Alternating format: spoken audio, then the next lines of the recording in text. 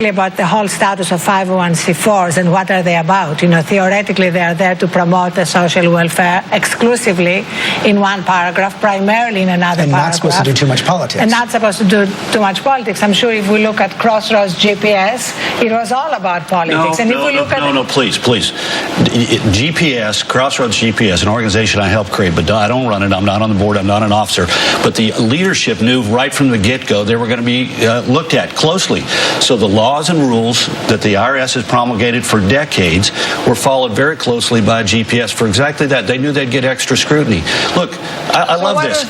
No concern about with the left. Well, but you know what? You're the first person I've heard on the left say that, because these groups, 501c4 groups, have been active for years on the Democratic side, on the liberal side, and there have been no criticism. There was no criticism from the left in 2000 when the NAACP voter fund spent $10 million to run an ad accusing George Bush of being a bigot.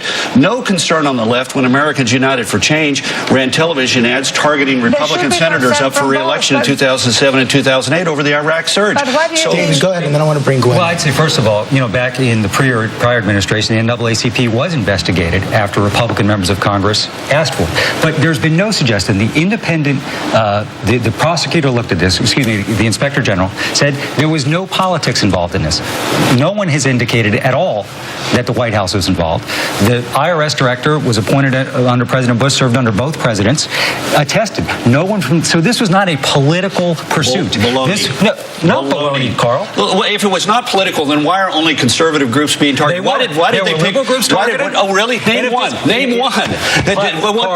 What liberal group had Tea Party or Patriot in its name that it was targeted? Not a single liberal group has appeared to say. You're taking bright license here, Carl. No, I'm not. I am not at all. This was not an effort driven by the White House. It would be the dumbest political effort of all time. Okay, this was. I didn't suggest it was being driven by the White House, but I do think when the president. So you think some people sitting in the Cincinnati office decided? No. I think people sitting in Cincinnati, Laguna Niguel, Baltimore, and Washington D.C. listen to people like Senator Max Baucus, Senator Chuck Schumer, President Obama. When President Obama goes out in 2008 and 2010 and calls these groups, quote, a threat to democracy, he's blowing the dog whistle, and people heard. Explain that when the administrator who was overseeing this went back and said actually narrow the guidelines, was trying to get them to change, and they wouldn't do it.